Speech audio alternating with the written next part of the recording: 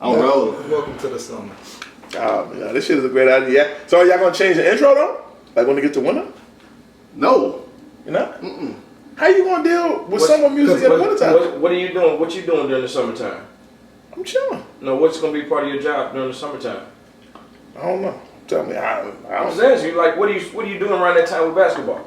Oh, I'm evaluating. I'm on my job. And then, but you preparing for all that to get ready to do what? See and win. In the wintertime? Doing the same thing. Summer. Preparing for the summer. They just doing this shit for the summer.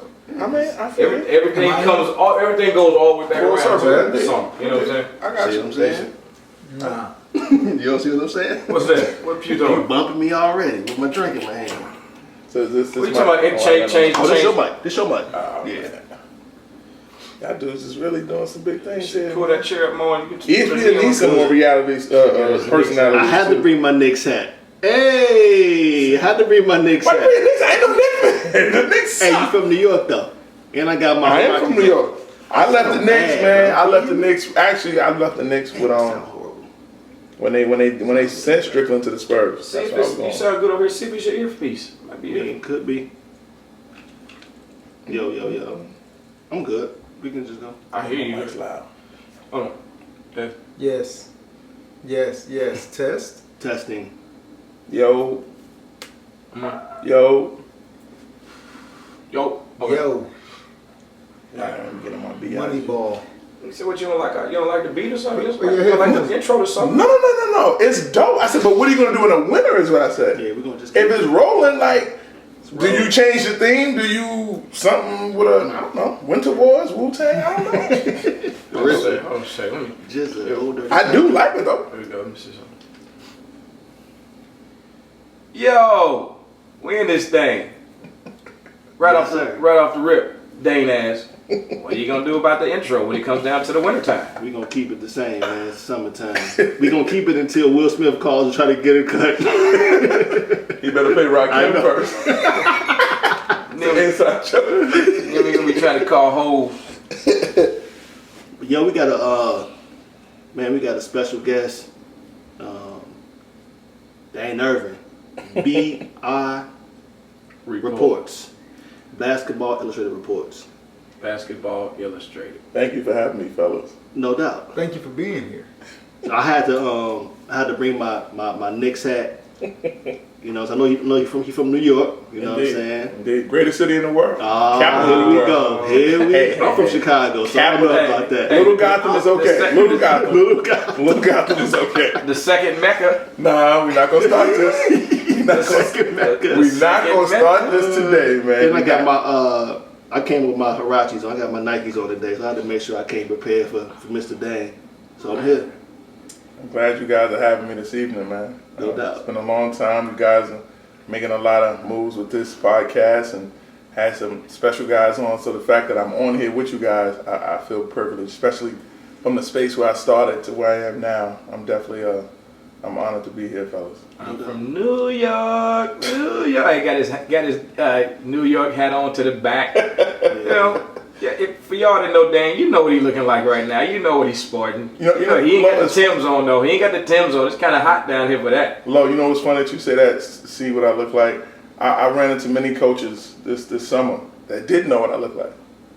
They were like, "That's you Dain?" I kid you not. And I purposely, with a plan in mind, and we know the current landscape of grassroots, that I really don't put pictures up, and I allow people to assume who I am off my words and things I may say, and if people follow my timeline, things sometimes can get hot and testy, and sometimes things could be cool, but I allow people, as DJ Khaled would say, play themselves.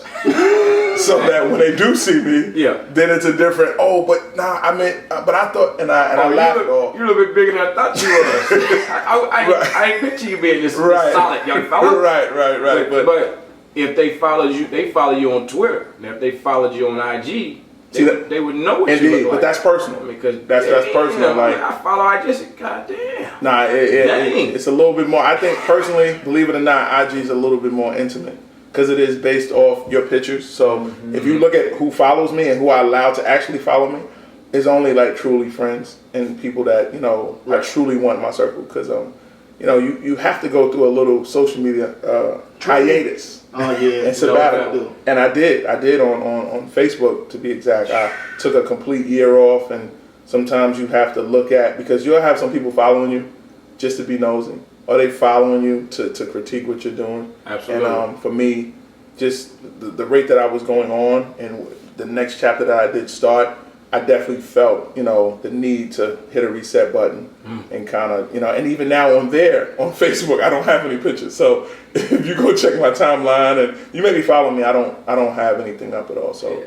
I mean, we got somebody who's a whole different animal on Facebook. You would never know. Who's that? Hoover. I'm like, hey, I took time on Facebook too. Mo Elrod. Nah, you're not gonna find. I don't be on there, man. I just took a year off. You used to go I hard. used to go hard only because I used to get caught up watching all them damn videos. Man, I go on there to check something, and I'm on there now for 35, 40 minutes, wasting too much time. yeah, man. And then Facebook has kind of pushed the needle a little bit. Some of the things that they're allowing. You can do the Facebook Live. Yeah, now and all that. secret it's too groups, long. and Yeah. man, listen, one video lead to another. Then you like, man, what in the world am I looking at? But you know, Facebook Live? Yeah. I missed that one. like you almost take this live, like, and your friends can comment live, Almost like Periscope. Yeah, exactly, Okay. exactly. Because some parts of social media, I just like, look, I've got enough. I'm not trying to indulge into that one. I'm not going there. Oh, the takeover was real. You see, you know, Instagram even tried to take over what Snapchat is doing. Yes. And they've added. They started that like same last thing. night. What you mean? The same feature that Snapchat has. Now they on have IG. that. It's on Instagram. So Lo, you be. yeah, No, I just posted something on IG You today. didn't see the different layout? it's a different button that you can hit now, and it takes you You know to what's that another joint? lane. I saw it last night. I was tripping. I was like, I can't believe this is going on.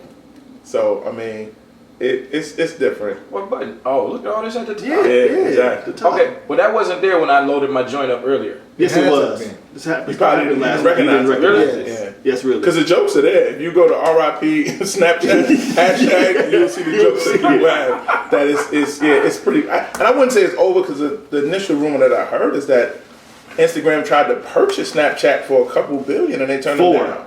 $4 billion, $4 billion. and they turned it down. So they say, you know what? we gonna Big do bang this. take little bang. You want to play these games? Say word. Word. Yeah, so they're so trying to swallow them with that feature. So- Just like Divine, when you think about it. Because Vine, before, they ain't got Vine was system killing around. them with the 6-second, the little instant videos and all that. And then, you know, Instagram said, you know what, we can make it 15 seconds. Kill them. Now they're back to a minute now. Yeah. So- and it's a gradual process, if you notice, because it went beyond 15 and was like 30. 30, And now yeah. it's like a whole, Gotta have it. yeah, We gotta give them what they want, absolutely. or somebody else they're gonna roll over there. Well, that's a great segue right there. Give the people what they want. Give them what they want. So Dane, give them what they want, Dane. I mean, When did you start? See, and it's Let's funny. backtrack. What was Dane like at 15 years old in New York? What part of New York you from? What I'm borough? from Queens. I'm Ooh. from Left Rack City, one of the richest soils. Oh, here we go. No. Seriously. What No. do you mean when you say one of the richest soils? That we're listen to me. Left Rack City is located west side of Queens, right along the Long Island Expressway. It's literally 20 buildings in a 1 mile radius. So fix your mind on that. So we have 5 sections. Each section has 4 buildings, 18 stories high. It's roughly 35 to 40,000 people that live in Left Rack City. Now, when I say the richest soil, not too many neighborhoods in the entire New York, with the exception, and I always have the, Friendly Fire with Tiny Morton out on Coney Island, but not too many areas have put out more basketball talents than Left Rack City. Queensbridge is close, but Queensbridge is bigger than a square mile. So, from Left Rack City, again, you have Kenny Smith, you have Kenny Anderson, you have Tylik Brown. Those 3 right there were all McDonald All-Americans. 2 of them went on to the pros. One is a college champion, one has a Final Four. Then you go forward, you have guys like myself, throw myself in there. A good friend of young mentor of mine, Kamani Young, who's a college coach at Minnesota. You have a guy, remember Sean Dunson? You from Chicago. Remember Sean Dunson, his nephew, Brian Dunson. He made it to the NBA. He went to Fordham. He had a hot cup of tea, but he made it. Brian Dunson's from there. Hamidou Diallo. Right now. Hamidou Diallo, who's probably the number one shooting guard in the country right now. I like him. Hamidou Diallo's from Left Rack City. So, I mean. So, summing it up, you say most per square footage, per square mile? Yeah. It's safe to say that. And that's being petty, but, you know, I'm petty Pendergrass to the death. So. Petty. We're gonna have a segment on the show eventually, y'all, called Petty. Yes. Petty business. Exactly. Because a lot of y'all are petty out there, be tripping over nothing that don't even matter. But at the same time, going back to my upbringing, like it was such a rich soil because, you know, some of the individuals that came through, seeing them firsthand, and that's not to mention, you know, probably one of the greatest teachers in New York City history, Vincent Smith, who's Kenny Smith's oldest brother. And I mean, Kenny, every pro, with the exception of maybe 2-3 guys in the 80s, you know, they came to him at some point. You know, he was that guy. He was that guy. He was that doctor. He was the. What's my man? What's the Left Rack City? Left Rack City. Oh, never mind. You just said Diallo. Yeah, he probably could come to Houston right now today and be the best player. Nah. I mean, I don't know. But I mean, I was about to ask. When you got guys, 20, and he's in 18, right? 17. He's in 17 class. Yes, Yeah, sure. He'd be second. But he'd be real close. Him and Jace be what and what. That is a good drop right there for your guy. I'm That not was mad at that that. was excellent. That was a hell of a drop. I was watching something on TV. You know they call that. They said that was a hell of a pivot right there. It was. A pivot right And I respect that because as we spoke about earlier, you got to take care of your own. And we'll get to that later. But you got to take care of your own. But no, going back to home, Vince was equivalent to say someone like Tim Gergerich in the NBA, who many run to seek knowledge from and understand his point of view of the game and his breakdown. And with Vince, we had a place, Lost Battalion Hall, which was right across the highway. Literally everyone in Queens came to, from Rafa to Shaheen Holloway to the guys that I mentioned. I mean, not for nothing, Rev Run, when he was still on his, you know, shell toes with no shoelaces. What was it? His crew. That's history right there. Yeah, Rev Run coming through the gym. Lost Battalion Hall is still right Was there. he hooping? Yeah, Rev Run got busy. Like I'm not, Rev, listen to me. So this wasn't the preacher. This is Run. This is backsliding. Run. Still doing his thing. Right. Coliseum. Yes, sir. Rome all over Coliseum floors run. That run. So you talking about a guy that Lost Battalion Hall was such a big, like, well, you know, we talk about meccas and we talk about a meeting point that it was part of the culture. And I talked to some coaches here in the Houston area when, you know, they're trying to build a culture. You have to have a place where you go fellowship and you go come together to do what you do. So in churches, whether it's Higher D, whether it's Wheeler, whether it's all these different churches, you go there to fellowship to bring your minds together on the Christian side. Well, on the basketball side, you know, in Queens we had Lost Battalion Hall. In Brooklyn you had Brownsville Rec Center. You know, in Harlem you had Millbank. So you have to have these places to build the right culture. You have to have those places where those kids have that outlet. Shout out to Teddy Wheeler. He from Harlem. Indeed. Oh yeah. Indeed. Shout out to Teddy. What up, Teddy? Can't talk about Harlem without Teddy, especially living in the It's funny you said that about Teddy. Like every time I'm around him, he's like, "Yo, I'm from Harlem." like he always let me know. Harlem's different. Harlem's different. That's like my movie, baby. I like that movie. Like, tell them how they doing in Harlem. I'm showing how you doing up in Harlem, New York. New York. You know, that's my favorite movie, man. That's life. By I don't care nobody tell. I can watch that movie over and over again. Yeah. So yeah, I mean, growing at 15, I was a student, and I think for me, as I look at the culture now and the landscape now, I don't see many kids that even when I get to know them personally, like they're students. You know, Going back to what you just said, so Houston, they don't really have a meeting place. I mean, when you look at the city of Houston, it's so divided intentionally. It's a big ass place. Right, it's a huge city, but you got to understand something. Guys from Coney Island, wherever the run is in New York, when we were on our game, people migrated to that. No doubt. That's I what's up. saw Andre Barrett come from the Bronx and Kips Bay to come to Queens to play against a young Tyreek Brown because he heard he was good. He heard that's a good run. And then eventually, Omar Cook came from Brooklyn, and ironic enough, all three of them were All-American on a high school level. So again, but you don't see that in Houston. And I understand though. So I mean, let's be You clear. understand what? Like why people don't. I understand it, but I don't, because to me the mind should, it's like almost like Curious George. You want to know Who is best? right, but you have guys that grew up on 1960 that have never stepped foot in the Galleria, or they've never gone to Sharpstown, and that's just on a mall Right. kind of thing. You know, one of the things I like to say about my thoughts on that is the fact that, like, growing up in Chicago and even down in Illinois, down in Peoria, public transportation.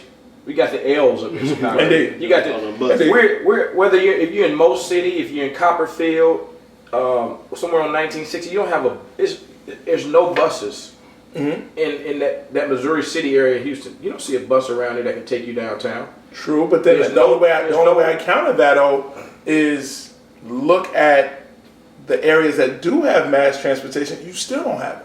Because you can get the 5th Ward, the 3rd Ward on a bus. No, I agree with that. But you don't even see people doing that. Now, I understand the historical issues with 5th and 3rd Ward. I get that. But when you want it, you want it. Because You again, gonna go get it. in the Chi, in your case, in New York, in my case, there was a thing called a pass that you got because you was just a Because you was a hooper. hooper. You was a And baller. you was just coming to seek Let that. him make He good. Let him make it. He good. Right, We know what he here man, for. he Yeah, here to yeah. play ball. He ain't coming here. Now, if you come in the gym with 4 or 5 other guys that's not playing, No, They looking around like, it's a little different. that might turn into an issue. But if you Yeah, come in, y'all better go if sit in the corner over there. there was nothing, if you bring this current climate back then, that if I'm coming out of the nickel with a bag and a ball, and I'm on the bus, and I get off on Alameda or wherever it is in 3rd Ward, and I'm walking to a gym, you got that pass to go to that gym. I agree with that. But now things are different. Things have changed. So So where did it go for you after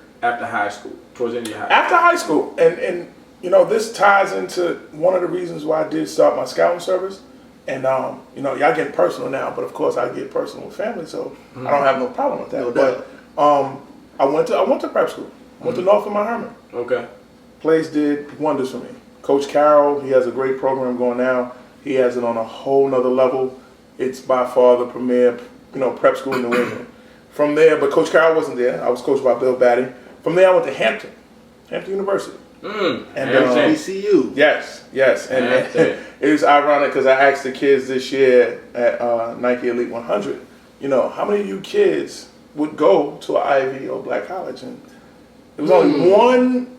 Now, it wasn't even one. It was about 5 out of 100 That considered. that said I would do it. 5? I said, would you rather go to a high major school that's on television and have a role, or go to an Ivy or HBCU where they will And get hang it popping. and have your jersey hanging in the rafters? 4 or 5 kids. Stop playing. Kids you not. So it's a different image for them. They more worried about image. Listen, The lifestyle. we can have that convo, and I will gladly come back at the beginning of the college season, because it's something that I think kids and both parents truly don't understand.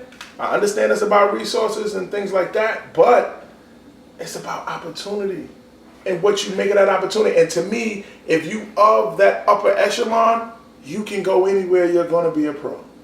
No doubt. DeAndre Ayton is the number 1 player in the country right now. Consensus. DeAndre Ayton can go to Jackson State, Southern, Hampton, Howard, Mississippi Valley. Go ahead and get in, Mo. I'm not going to really get in. I'm going to just let them keep going. But there's something brewing. That's all I got to say. Cheney University. I heard about that. He could go there, and ladies and gentlemen, he would still be a professional. Right. So my whole thing is, the same way that 5 talented freshmen can go to Michigan and make history, why can't 5 highly heralded freshmen go? And we got switched topics, man. Hey. But again, That might be too deep. That might be too deep for most people to we handle. will come back to this. Like I said, at the beginning of the college season, we'll come back to that combo. So, went to Hampton, played for a gentleman, Steve Murfeld, who, the initial pitch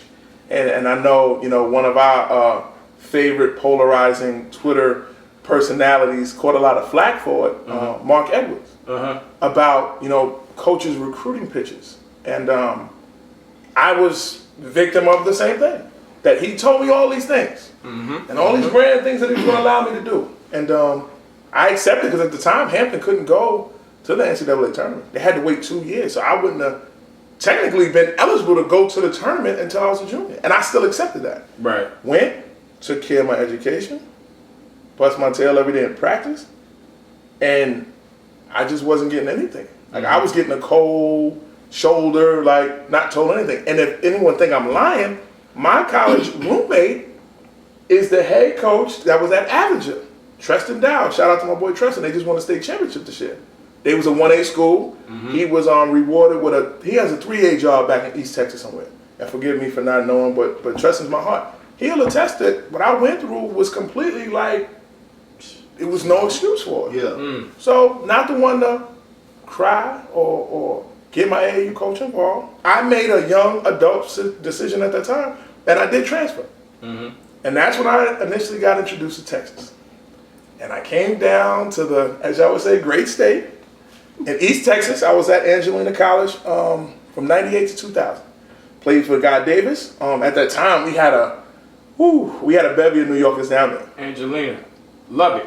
No, Lufkin. Lufkin Dieball. Yeah, after Dieball. Watch out now. Dieball and Lufkin got some. Lufkin Dieball Nacogdoches. Yes, sir. Yes, sir. Okay. And I seen, mentioned Nacogdoches, I seen a young Reggie McNeil on the basketball court. Not just the football. I mean, he did big things when he was at A&M, but he was a monster, like, on the basketball court.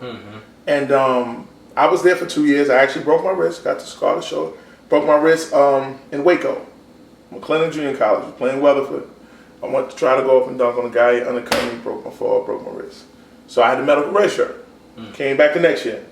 And again, I don't shy away from anything with my history, but that's why I feel when I started Basketball Illustrated that I had to ball up all my experiences and make it into a positive.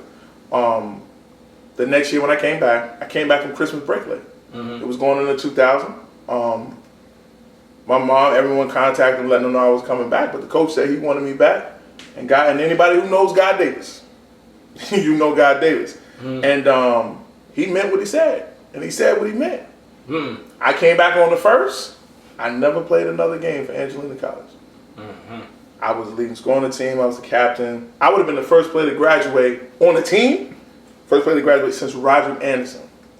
Wow. True story. Roderick Anderson. Yeah. And I mean, and if anybody gets anything from this podcast with me, they're going to know that I'm just a history buff. And again, I was a student of the game, so I know where I came from, where I went, and where I'm headed. Right. And so I had an angel, Miss Jenkins, who I never forget calling my mom and letting her know that, you know, I wasn't playing anymore, and she was crying and she wanted me to come home.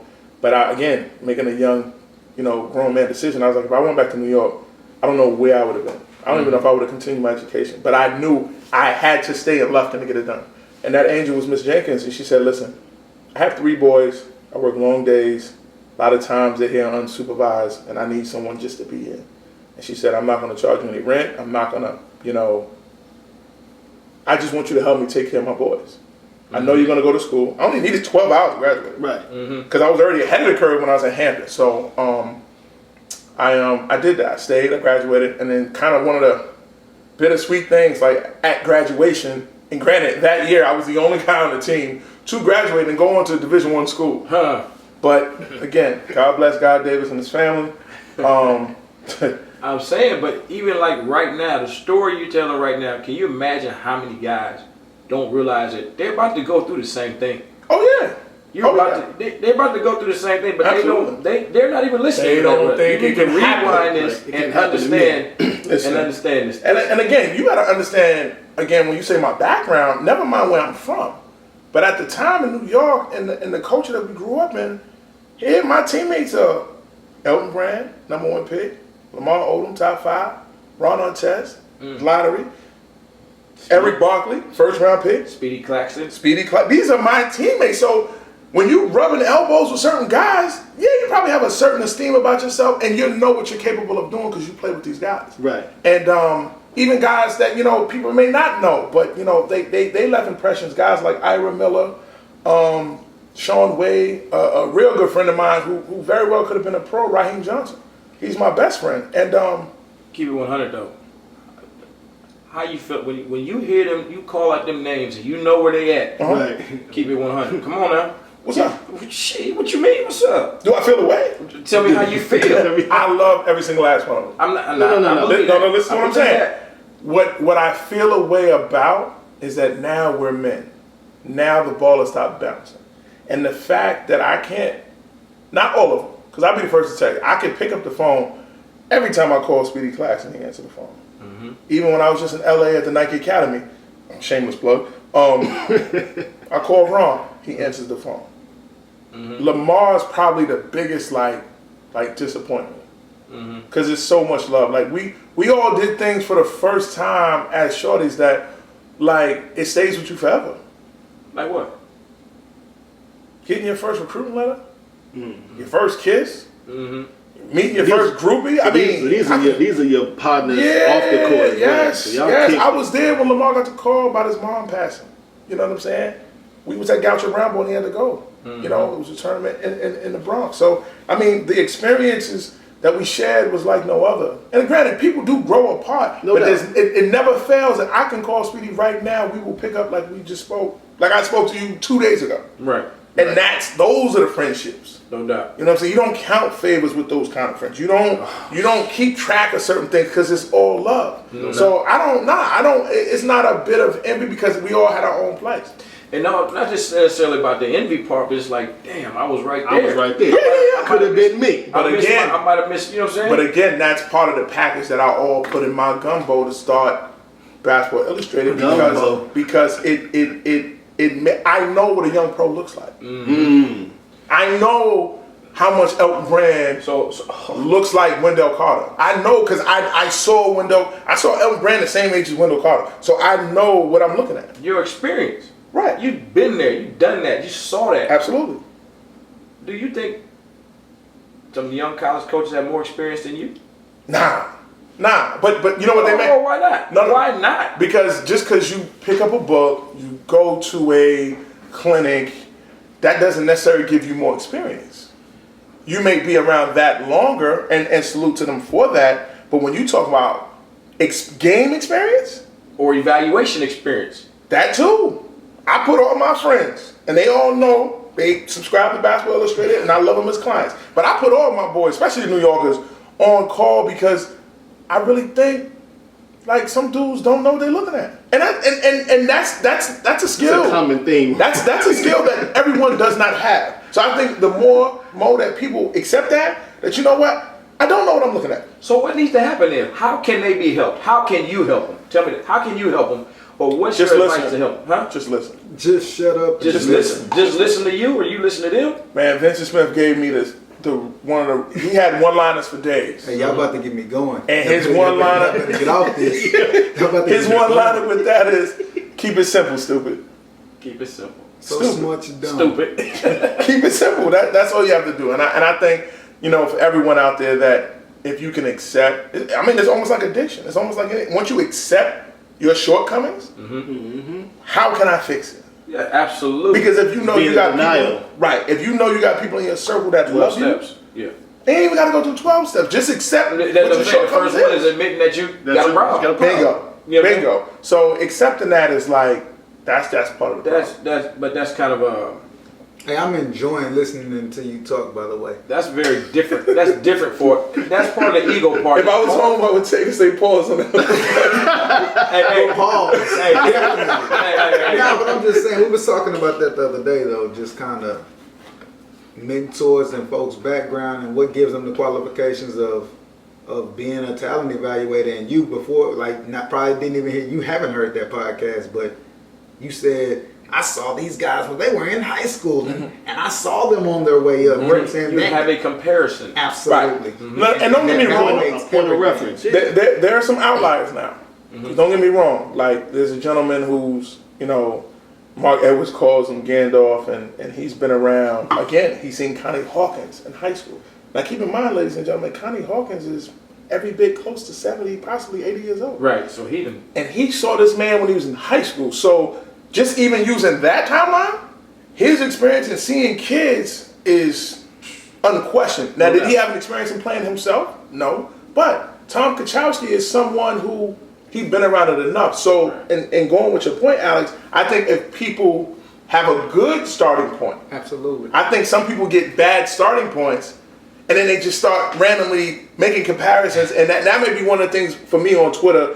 Like, I learned this from ESPN to like don't hit send, because I've plenty of times in my drafts wanted to just a lot set of drafts fire to people's random just what? I got a lot of drafts. Because we've had a conversation about saying, look here, man, the dudes, whether it's people who are evaluating now, they in high school, then they go to college. From college, right away they start hoop. They turn into a player. They're learning a system. After the system, out of college, they go straight into being a GA or to a assistant. In that the course of those whole years they've been in there, they haven't been able to learn how to evaluate anybody. They've been learning a system. They haven't been learning how to develop. But those same guys, because a lot of the times education is the route that has them on that. They use that same thing that's right to your left right now, and they evaluate off what someone tells them. Off that's of what I'm saying. It's not, and that's not necessarily real. They tend to rely on numbers and hearsay more than they do rely on their own eyes and their own understanding, their own feel. Like even when I entered and started my first tweet, Basketball Illustrated, and you learn the different personalities around the country. Hold that thought right quick. Tell us real quick. How did basketball? Where'd you get the name from? How did that name evolve? Tom Kachowski. Tom Kachowski. Because his is high school basketball, HSBI. Okay. And I couldn't just completely, take his joint. I know he's getting up in age, and one day he's not going to be here with us, but I couldn't just take it in part two. And I was an avid fan of Sports Illustrated. Okay. I've seen many people that I know when as a kid, I saw Kenny Anderson in Sports Illustrated. I saw, believe it or not, Eddie Lau. Eddie Lau? Eddie Lau. What was Eddie Lau doing? Eddie Lau had 70 in the high school game. Really? Faces in the crowd. If they had a glossary of all the people that was ever in Faces in the crowd, God is my witness. Eddie Lau. Eddie Lau got buckets. Wow. My dude, Rick Austin. So that's why I started that. But it was actually 3 years ago. Okay. Was in Atlanta with for the Final Four, and me and Royal Ivy sitting there. He was still playing at the time. Royal Ivy. He was playing with Philly, and we were having dinner with his parents and Ron DeClario, who was actually our kind of immediate evaluator in New York. He wrote for Hoop Scoop, but he was the New York Hoop Scoop guy. Okay. And every coach that came to the table to talk to Ron and Royale spoke to me. So after a while, Royale was like, yo, listen, like everybody that knows you for being around the game. And there's nothing wrong with that. They don't know you from trying to be slick, trying to get over. You wasn't a ladies' man. Not that, you was lacking in that area, because I was never. But that's neither here nor there. He was like, everyone that you talk to, is basketball related. Right. So he's like, yo, won't you? As a college athlete, when you go through it, it's going to be two people. Either people that want to do it or people that want to get further as far as possible from it, And I didn't want to coach. I knew I did not want to coach. So I'm like, but again, I got influences like Vince, like Tom, like both Kennys, that I'm getting the game at a high level. You talk about when Kenny Smith won his 2 championships with the Rockets, we was right there. So I was privy to see certain things at an early age at a high level that, again, I know what it takes. No doubt. I understand that, shout out to my man Coach Buff. He has this, 10 commandments for little guards. That's a given. I think every guard, little guard for sure, but every guard's supposed to know. And I so some of those you respect Buff. That's Buffington all day. from Dallas. All day. Coach Buff 5, I think, is at Twitter. BUFF5 or something like that. Yeah. And he's got. I've seen his 10 Commandments before too. Yeah, I have absolutely. not seen the 10. Oh, it's, man, it's I a dope gotta 10 put Commandments. this- It's a dope 10 Commandments. Yeah, and I'm going a step further. It shouldn't just be for little guards. It should be for point guards. Period. Period. Like Yes. the things you're supposed to do, and no excuse. If you can't do this, you shouldn't get on the floor. No what I'm saying? doubt. Like, No doubt. Shout out to Buff up there, man. I know he wanted to try. He wanted to get on with you at one point in time because y'all two kind of went back and forth having some fun yesterday. And it was. And I Good time. Somebody hit on and said, "Hey, can I get on that joint?" And I was Listen, like, man. What happened? Nothing happened, and that's a great because I got calls this morning, and people have to understand something with Twitter, with social media, even with text messaging. Give your social media handle. Oh. Somebody wondering right now, saying, "Man, What is that? I gotta follow. They want to see. No. They want to see what me and Buff was talking about. No, my Twitter handle is BI reports. B as in boy, I as in ice reports. Boy Ice Reports. What you put that together with? Big Ice. Big Ice Big Reports. Ice Reports. Yeah, this is the letter so they don't get it. They don't I get it got wrong. you. But no, you just made me forget what I was gonna say. You're It a buff. is. You're a buff. You woke up this morning. Oh yeah, no, I woke up this morning. People have to understand with social media, with text messaging, there's no context. So if someone can read something. Tone. There's None no of tone. that. None of that's it. Tone, context. So when you say something, if people don't know the two people talking to each other, It's interpreted. it looks crazy because they're gonna interpret it. They're left to interpret it how they want to. Yo, let me tell you. Like before you got here, Pew hadn't seen it, right? And I'm talking to Pew, and he was like, "I got the fire." I said, "No. It was serious dialogue. It was great." Right, You know what I'm no saying? I was cursing. like, I said it was no I ain't cursing. call him out his I said, man, name. they going back and forth. They take. I said it was just Take little the jabs, jabs. And I said, take that. Oh, good. Take that. You know what I'm saying? I said it was. And you it know was, what? It was I think nice. Twitter. I It think was Twitter. nice. The Twitter world and social media platforms need more of that. That we can agree to disagree. Because at that, when we walked away, it wasn't he had to get a last lick or whatever. Right. We walked agreeing to disagree, and that's just what it is. And if I see him, we'll laugh about it and show love, and it's not an issue. So I mean, Hey, they both put a pair of shoes up there, y'all. It was classic. Yeah, you gotta see that. Hey, one of them both put a pair of shoes on. He put the Yeezys up. Hey, they were the He put Yeezys. the He put the Yeezys. Yeezys up, but Dain came back with a little comment like, "Ooh, that one hurt a little bit Yeah, though." man, like- I know some more people. I know more people who got those over here than those over there. and that's unfortunate, but that's their problem. And then Dain put another picture up talking about like, really? Would you support this? Like, really? And it just kind of, it was good. I'm like, okay. But nah, getting back on track. When I left Royale, he said that to me, like, you should start a scouting service or something. I'm like, that's a combo I've heard. So we left his mom and left Ron, and you can't visit Atlanta without stepping foot into a gentleman's club, and that's just forbidden. That's unforsaken, and this doesn't make any sense. No doubt. You got a favorite spot? Oh, Diamonds of Atlanta, Magic City. I'm old school though. Blue Flame. Blue Flame. What? Yeah. That goes back back before Jermaine Dupri. I ain't up on Blue Flame. Oh man, what? I'm sleep. Yeah, you been sleep. No, you ain't sleep. You sleep. Sleep. Exactly. Shout out to my man. Unlike Jermaine, they know how to treat you when you walk through the door. And shout out to my man Matt the Mayor, man. That's my brother right there. Oh, yeah. Great people. I mean, if you on the Atlanta scene, Atlanta fiction, you don't know Matt, then you're not in Atlanta. You're in the outskirts. You're in Alpharetta. You're in Douglasville. You're not in Atlanta. But we went to a gentleman's club, and another lot of business get done there. Oh yeah, absolutely. Because we talking about the spawning of Basketball Illustrated. So I run into my big brother Malik Rose, and at the time he was doing play-by-play for Philly, so he was in town. He met us there, and randomly, no direction from Royale, no eye wink, no. We talked about this. We're going to line him up. He said the same thing. He said, "Man, it's Final Four weekend, man. Like, man, what you doing?" Exactly. What you doing? At that point in time, I mean, I was enjoying life. Wasn't married. Like you missing. I wasn't married. My son wasn't here. I had a plethora of women that I was just enjoying my life at the time. So for me, locking in, on the grassroots scene wasn't even really on my radar. I mean, I was as you know, I would go to Vegas every summer.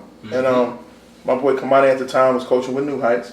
And again, seeing guys like Javon Pinkston, that, no one thought he was going to be All-American. Nobody thought, he was going to go to Villanova and do what he did.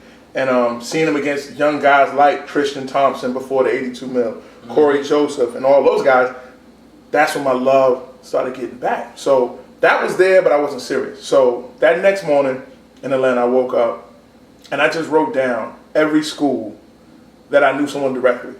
That we don't talk about stocks and bonds, we don't talk about ham and eggs, we talk about basketball. Mm-hmm. And surprisingly How big enough, was that list? I was at 27 schools.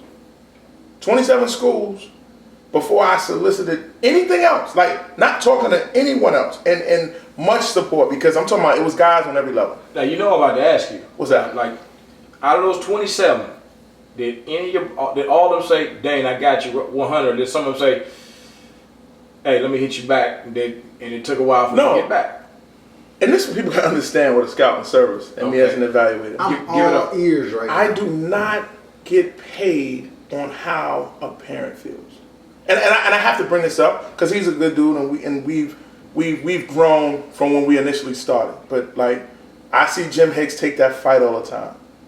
And people feel a way about Jimmy, about his opinion and what he did with his rankings and things of that nature.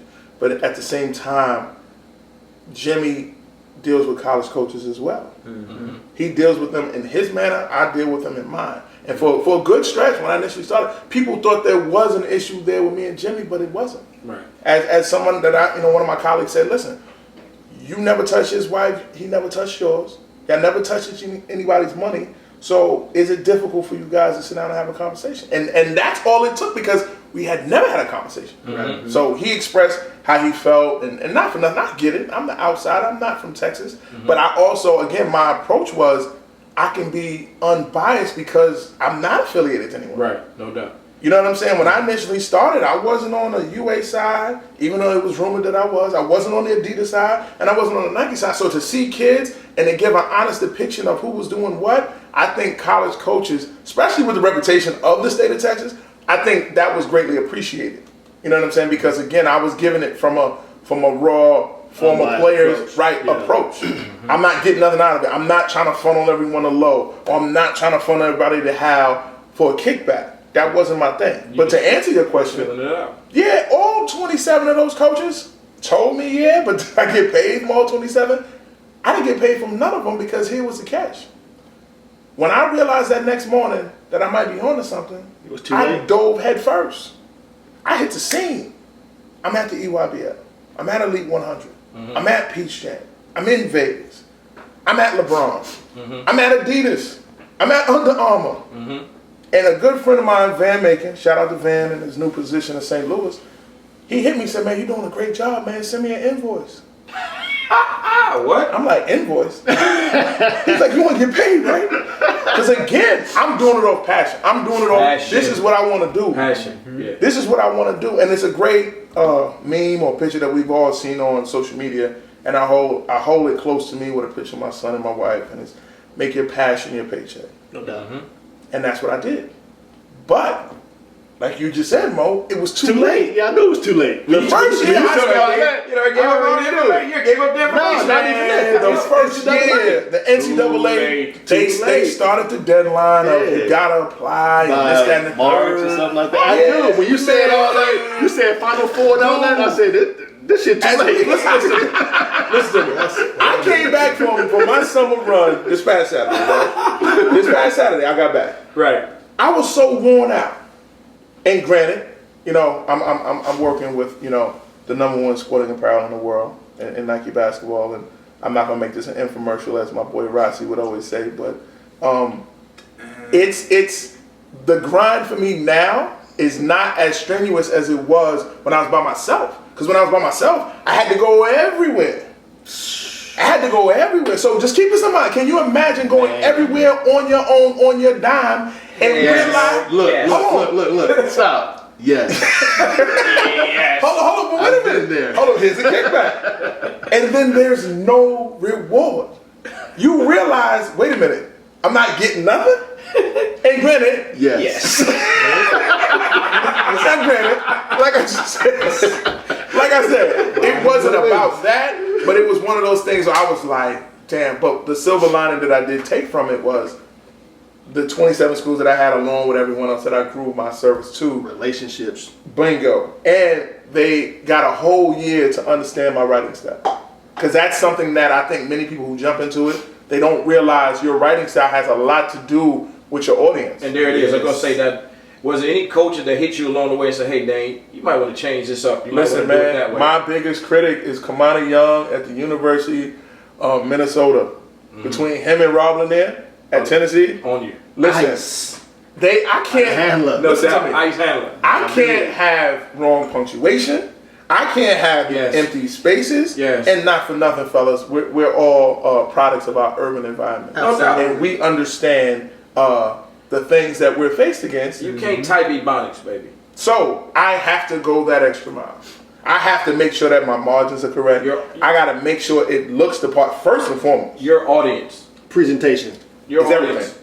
You know who your audience is. It's Right. a broader audience than just Absolutely. the people that you see every day. Absolutely. And the people from Queens and It's not your barbershop talk. or Harlem, Teddy. Harlem, Teddy. You know what I'm saying? You know what I'm saying? Your market is bigger from right there. Huge. And I think that year, as I climbed and got more schools, and again, a lot of the schools are happy because it was free information. And then not only was it free information, it was accurate information. So when you giving away free, accurate information, that does help That's bring your plug for in next year. bingo. Biggest plug. Bingo. And more. If you got free and accurate information, they're going to be willing to say, man, how much is your service? Right. Hey, shout out to onepassaway.com. Yes. Absolutely. You gotta do that. It's absolutely. Shout out to Another One Pass Away. OnePassAway.com. Coaches log on. Parents, kids log on. Upload game film footage for college coaches all across the country to see, evaluate you, even and watch you during the periods when it's not live. Basketball Illustrated, you know, they gonna get a password, username and password. College See, understand this too. Subscribe. Thank you. That Practice. because see now parents Evaluate. understand it, and this is definitely directed to my parents. What I say to these college coaches is what they want to know. They don't want to see a highlight film of Jimmy shoot 20 shots and he make all 20. No. Right. They want to know the in-between. They want to know the edits. Absolutely. They want to know the little things. And that's my job because I was at a crossroad when I initially started of, do I want to make it for parents? Do I want to make it solely for coaches? And I looked at it like this. If I can get a client a la Mike Krzyzewski, and he's at a university for 30 years, I get a parent, I only have them for 2 to 3 years, whatever Max. point that their child comes into the recruiting scene. Right. So you steady fighting against the A wind bunch of every year. parents. Every year you got to convince somebody. It's a constant push and a constant hustle that I said from the beginning, man, listen, I ain't got it. Listen, that's almost, I ain't gonna say almost, that is very similar to the summer game. Every year you got a new ninth grader. Every year you've got a new, 8th grader and 9th grader. And those, you go through the same thing every year, trying to convince them why they should really listen to you or why this service is the best. The fact that you guys have to re-recruit kids Every year. it's crazy. Because I give you a point, and they both can tell you this, and it's a true fact. Because I was talking with, Teddy about it. That many Shout out to Harlem, Teddy. many people don't understand the loyalties of now and in the past. Loyalty. And some people say, well, loyalty doesn't exist in grassroots. It does, but it doesn't. It does, but it doesn't. Because you do have kids. Look, the facts are there. You do have kids that stay solely with the brand that they choose to play with. They don't go outside of it. The brand or the team? The brand. Okay. The brand. I'll say the brand. Okay. Because that's what the loyalty is not into the team. So that's why I said it's not. That's why I said it's there, but it's not there. Right. It is, but it's There's not. a difference. That's why it Right, has exactly. the team or the brand. So, in the past, though, that didn't exist. Ron Artest and Lamar Odom had the biggest running feud that many didn't know outside of New York. Speak on it. Why? Lamar left Riverside Church, who, if you ask Eric Bossi, is one of the greatest teams he's ever seen, with Odom, Artest, Elton Brand, Sharif Fordham, Eric Barkley, Anthony Glover. Lamar left Riverside, which was ironically a Nike program at the time, to go play with Gary Charles, with the Panthers. which was an Adidas program. Right. Ron was livid. They literally didn't patch that up until they played together for the championship. What was that? 11? 10? That's 5-6 years ago. Wow. Kid you not. But it was a pride thing from Ron. Were they from the same hood? No. Ron is from Queensbridge and Lamar's from South Jamaica. But that was, go ahead, Mo, what you got? No. That was primarily because, look, this is us, man. We spoke, damn another shoe company, man. We built this, let's roll. So even if you don't want to call it loyalty, it's a certain pride. It's a certain pride. Like, what's wrong with what we doing? Okay. Riverside, they traveled the country. They lost 2 games maybe in 2 years. If that, I don't think they lost. Eric Boston, Eric can tell you to this day that's his favorite team. I don't think they lost. Shit. What? Okay. But don't get me wrong. They hit Texas back then. They stayed No, that's not true. Because we did come. I tell you, I ran into Kenyon Martin, Slam and Jam. I didn't know who he was, Big yellow. but I knew he was a problem. Dallas. Because listen, we steady calling Anthony Glover man child this, man child that. We played Dallas Mustangs, him and my boy Kevin Henry. And people in the Dallas Metroplex area know about Kevin Henry.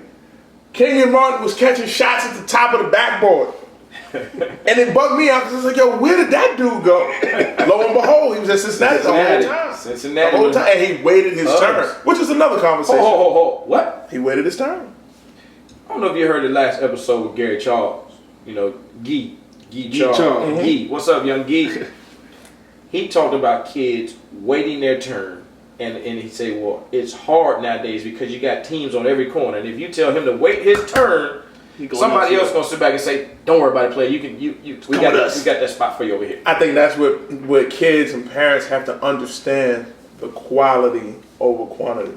And I think as I walked in the house and we spoke about this today, I think that's the biggest problem. You know that it just left. You know, Dino's touched on it in this year in Vegas. That it's just it was a lot. I mean, I know Clark Francis gets a lot of flack, but I'll text it to every single last one of y'all. He had a great beginning excerpt into one of his reports, and he said it. He said, you know what about Vegas? And this is not about 64, it's not about Hal, it's not about Fab 48. The entire scene is just too much. You had more teams than you had players. Mm-hmm. You know, Ronnie Flores said that. You had more teams than you have players. That's a problem.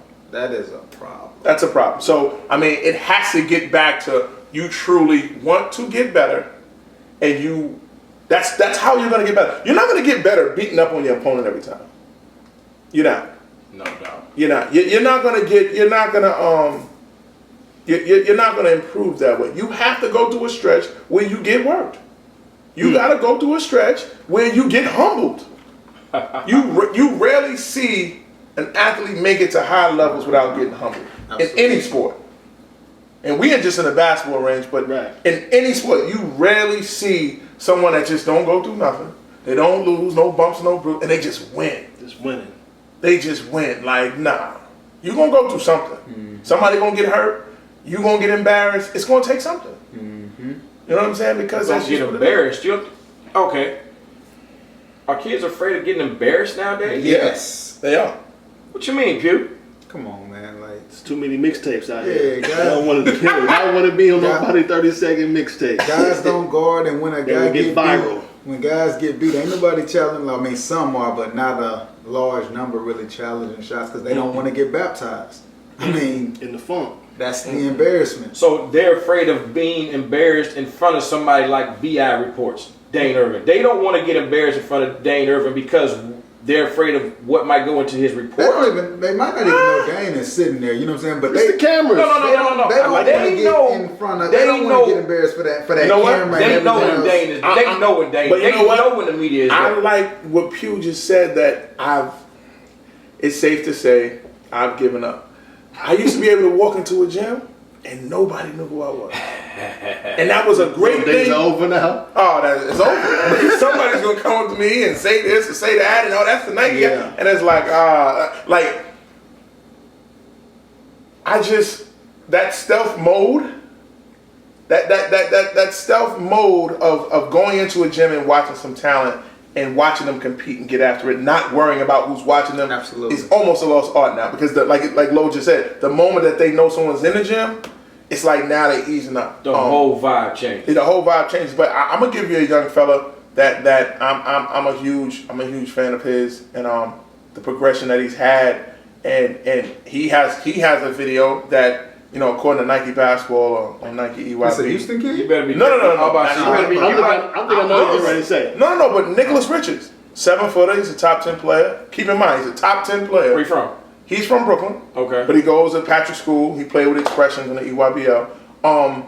He got baptized at the Academy last year. That's neat. If you've never seen the Academy intro, at the very end, slow mo. I'm talking about this dude wrapped it around his mohawk. But listen, it never stopped him after that from going shot after shot. He actually became a better shot blocker. I had somebody tell me everybody used to always be afraid about getting dunked on. You know what I'm saying? So somebody told me for a low, "Have you ever got dunked on?" I say, "Yeah." So you real then?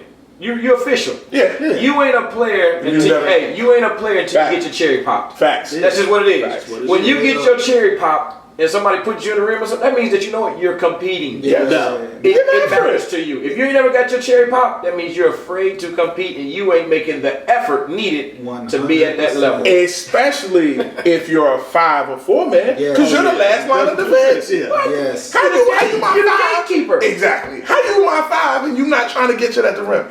Shout out to Jared Allen, man. Right. Jared Allen told me, "Hey, I'm challenging everything. You have I to. get dunked on or not. Mr. Contest everything. If I haven't gotten dunked on, I have not done my job. That was his deal. True. I ain't done my job. He has definitely gotten done. So yeah. Plenty of times. Very. Plenty of times. No, he didn't get caught. He didn't get caught. Somebody who was that last? He got more. Somebody caught him. A lefty caught him to the hole. We was playing up in we was in Las Vegas. Somebody, it was mean too. I said, "Oh!" Jared turned, looked at me. He was a smile on his face. I said, "Come on, big fella, come on down, we good. Take it out." Listen, I guarantee you, he's blocked more than he's gotten done. No doubt about that. So long as that ratio's good. Good money. Now, if he's just a crash dummy getting dunked on, we got to get somebody else in here. Listen, you need to start taking charges or something, because you ain't got the time to block these shots. Yeah, man. I mean, your approach. Yes. That's what's up. Yes. That's what's up. Yes. So, all right, give us you got a 20-second infomercial. Okay. What you need? Hey, it's on you. Go. I just want people to understand that if it's someone in front of you that truly, and it's gonna be longer than 20 seconds for the record. You good? But he said 20 seconds. But no, the moment you stop learning in this grassroots world, you might as well give it up, because you're never gonna stop learning. You know, I'm 37 years old now, and I'm still learning things that, again, if you look at my age and my timeline, like I was almost at the beginning of the kind of spark of it all. And I went to BCI, I mentioned Slam and Jam earlier. So those were some of the early things where teams were traveling. You know, me and my guy, Norman Richardson, we actually laughed about it in Vegas, that we were like one of the first AAU programs at Riverside Church where we played the same team in the championship.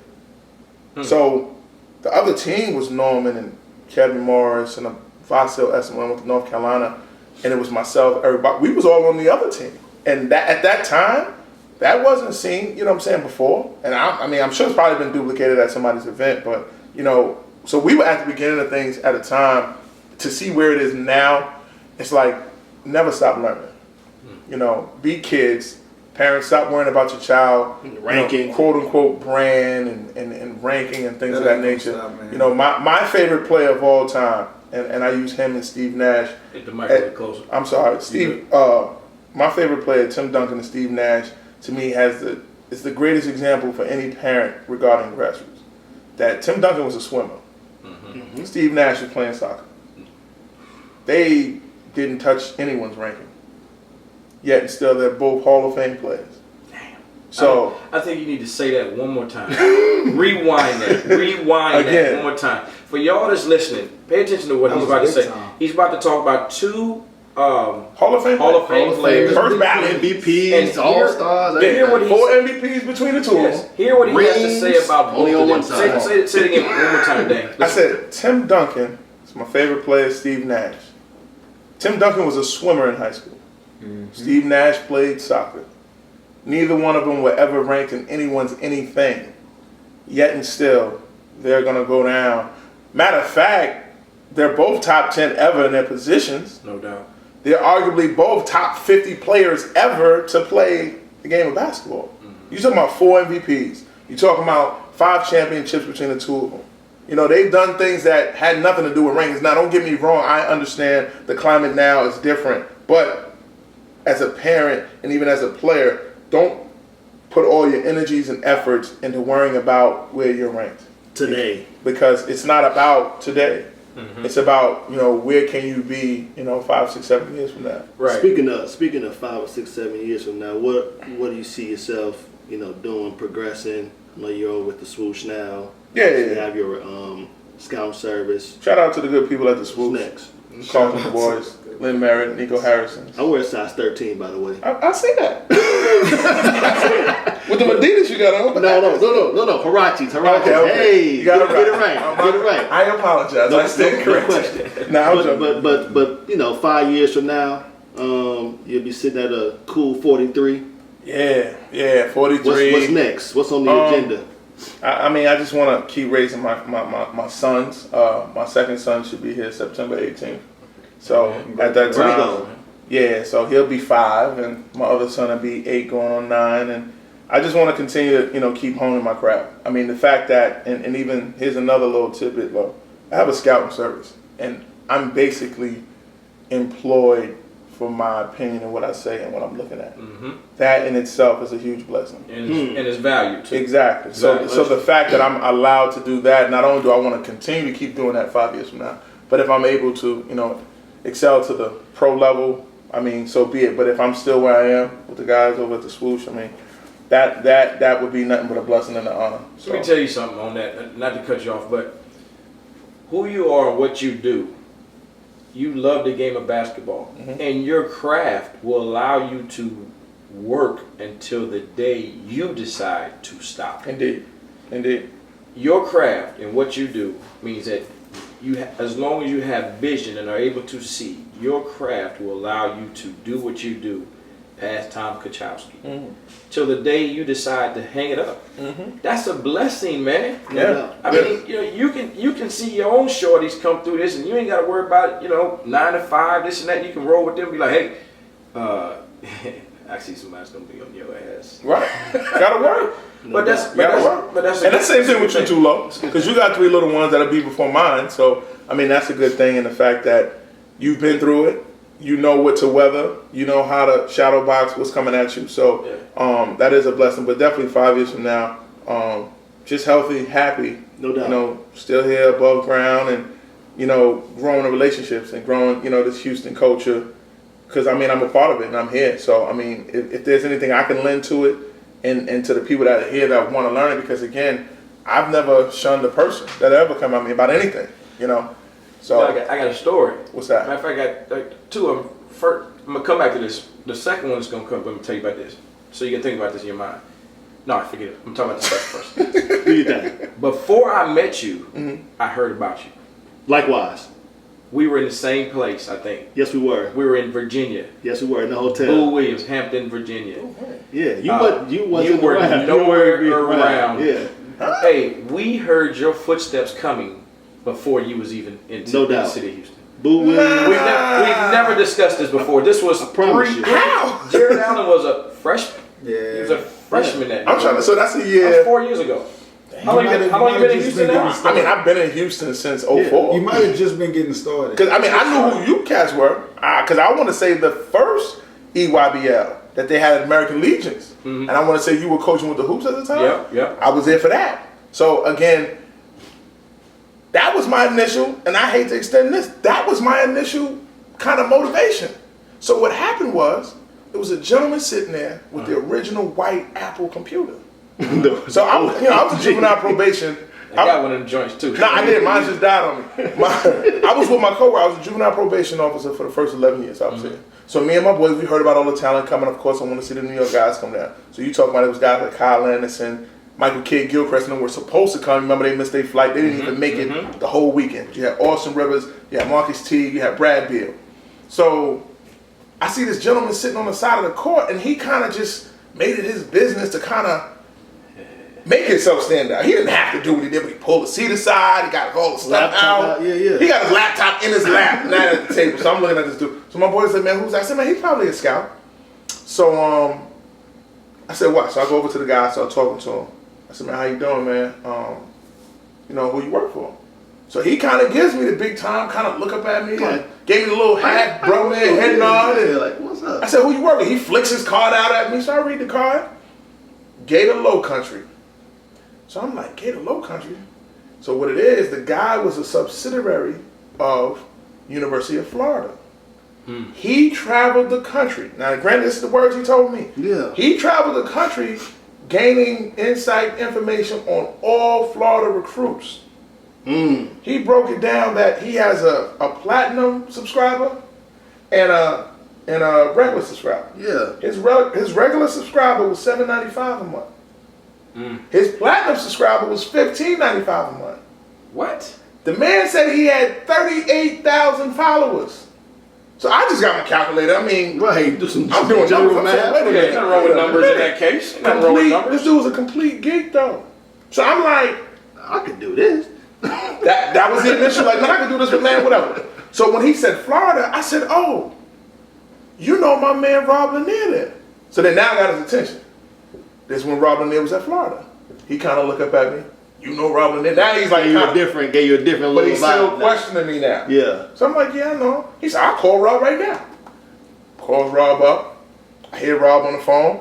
That's He goes, Rob, how you doing? And Rob knew who the dude was. He said, oh man, I'm here with, he tried to say my name wrong. He said, I'm down in Houston with Dain. Dwayne Ervin. Dwayne Ervin. Straight Rob was disrespected like, you. Who that? but this is the big homie though. He was like, nah, I don't know no Dwayne Ervin. I know a Dain. I know a Dane Ervin though. Oh, you know him? I'll call you back. Respect. Dude hangs the phone up, talks my head off for the next 5 hours. Gave you the blueprint? Hey, Lanier validated you. He did. To him. But when I saw that, I'm like, he could do it. Like, I could but definitely. it went to the back burner because that was 8 years ago. So that was like what? 08? Oh, wait. Spring of 08? Yeah, because EYBL was 8 years old. And again, I put it on ice for another 3. Like, whatever. Yeah.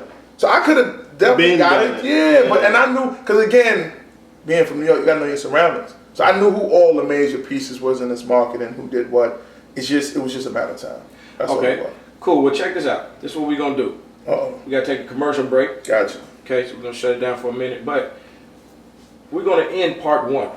We're going to do a 2-part session with Dain Ervin, ladies and gentlemen. Man. Because y'all want to hear this next question that I throw out at him, because it's going to take some time for him to explain this. And then he's going to have to explain how it is in the different regions of the United States of America. And I'm going to tell you what the question is right now so that y'all will Nah. Don't do that. Make them wait. Make them wait. Hey, Peace. That's what it is. Hey, appreciate y'all tuning in. Y'all stupid. Thank you. We holla. What you pulled up? What's that? That's how we first met you, nigga. Where? We didn't meet him, I but heard about you. That's where we first heard Who about is you. that? Listen at this shit, though. Who is that? It's a double-edged sword. You're talking about they have to be ready to persevere in all these certain situations, but then at the same time you're telling it's insurmountable. You mentioned Mike Tyson.